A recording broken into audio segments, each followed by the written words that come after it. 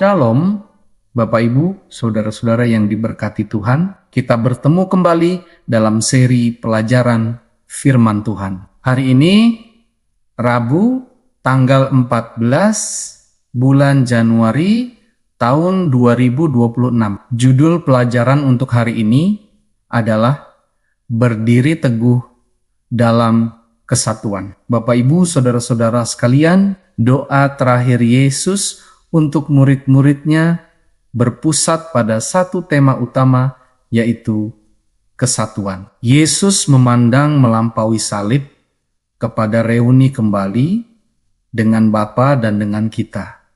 Ya Bapa, aku mau supaya dimanapun aku berada, mereka juga berada bersama-sama dengan aku. Mereka yang telah Engkau berikan kepadaku. Terdapat dalam Kitab Yohanes 17 ayat 24. Yesus berdoa agar Bapa menjaga anak-anaknya supaya mereka menjadi satu sama seperti kita. Tertulis dalam Kitab Yohanes 17 ayat 11. Dia juga menekankan akibat serius dari perpecahan-perpecahan yang menjadi alasan bagi banyak orang untuk tidak percaya. Dalam doa singkat ini, Bapak Ibu sekalian, Yesus dua kali menegaskan bahwa kesatuan kita dengan Dia dan Bapa bertujuan supaya dunia percaya dan agar dunia tahu bahwa Engkau yang telah mengutus aku. Tertulis dalam Kitab Yohanes 17 ayat 21 dan 23. Saudara-saudara yang kekasih, mari kita sama-sama membaca Alkitab kita dari kitab Filipi 1 ayat 27. Lalu nanti kita bandingkan dengan kitab Yohanes 17 ayat 17 sampai ke 19. Kitab Filipi 1 ayat 27, demikian firman Tuhan. Hanya hendaklah hidupmu berpadanan dengan Injil Kristus, supaya apabila aku datang, aku melihat, dan apabila aku tidak datang, aku mendengar bahwa kamu teguh berdiri dalam satu roh dan sehati, sejiwa berjuang untuk iman yang timbul dari berita Injil. Selanjutnya kita bandingkan dengan kitab Yohanes 17 ayat 17 sampai 19. Demikian firman Tuhan. Kuduskanlah mereka dalam kebenaran.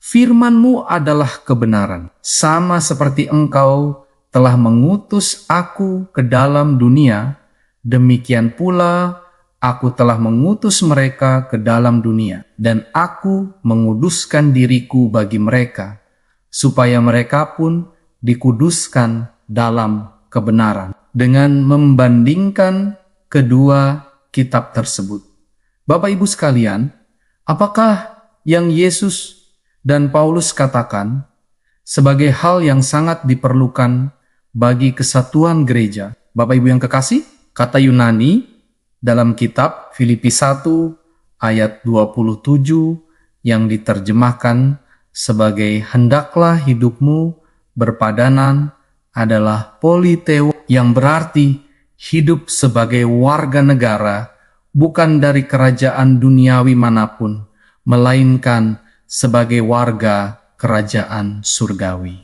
Khotbah di atas bukit, saudara-saudara sekalian, menggambarkan dengan indah apa artinya menjadi anak-anak Bapa di surga dan anggota kerajaannya, miskin di hadapan Allah, lemah lembut, lapar dan haus akan kebenaran, penuh belas kasihan, suci hati, pembawa damai, siap memberikan pipi yang lain, mengasihi musuh, memberkati mereka yang mengutuki kita, berbuat baik kepada mereka yang membenci kita. Singkatnya, saudara-saudara, berlaku adil, mencintai kesetiaan, dan hidup dengan rendah hati di hadapan Allahmu. Tertulis di dalam kitab Mika 6 ayat 8. Bapak Ibu yang dikasihi Tuhan, sulit untuk merasa kesal atau marah terhadap orang yang seperti itu, Atau justru sebaliknya, terkadang kita membenci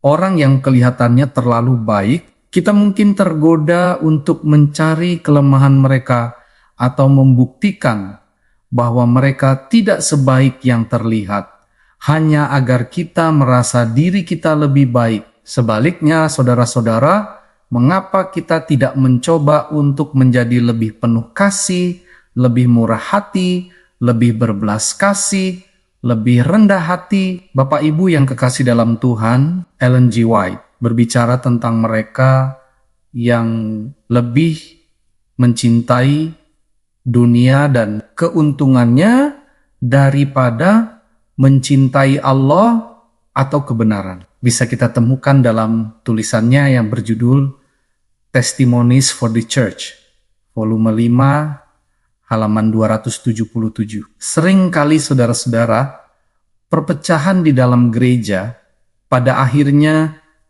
berakar pada kesombongan. Saat kesombongan dan ambisi duniawi dipelihara, Roh Kristus telah meninggalkan mereka, dan persaingan, perselisihan, serta pertikaian masuk untuk mengalihkan perhatian dan melemahkan gereja. Tulisan Ellen G. White yang berjudul Testimonies for the Church, volume 5, halaman 240 dan 241.